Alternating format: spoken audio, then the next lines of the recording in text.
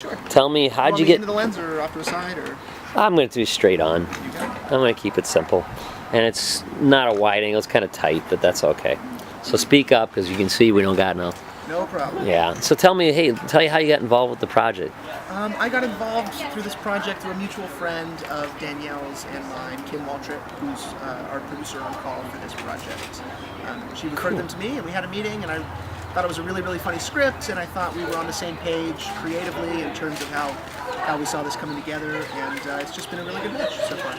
Now, what do you think about late bloomers? Does it kind of strike a chord with, yeah, you kind of identify some of the themes of it, even if it's for guys or women, you know what I mean? Yeah, I definitely do. You know, it's definitely a female-focused script and story, but I think the themes are universal. I think everyone goes through a period of feeling like they're not an adult and everyone around them is. I think that's something really universal and relatable, and I think there's a lot of humor there, regardless of whether you're a man or a woman, or in your 30s or your 20s, or whatever your situation might be.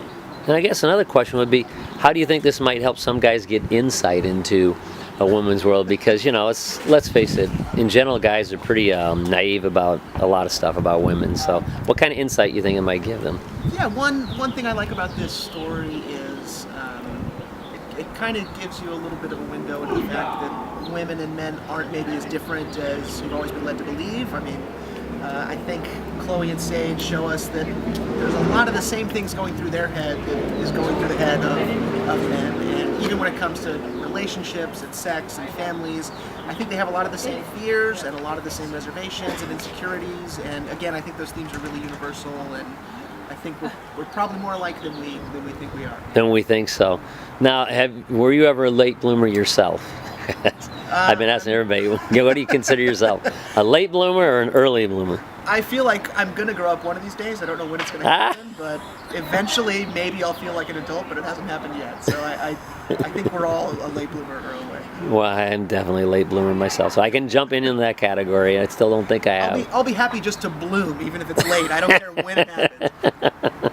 So tell us a little bit about like the making of this film so far. Have there been any like difficulties? How is it to try to put together something like this? Because I know it's not an easy task.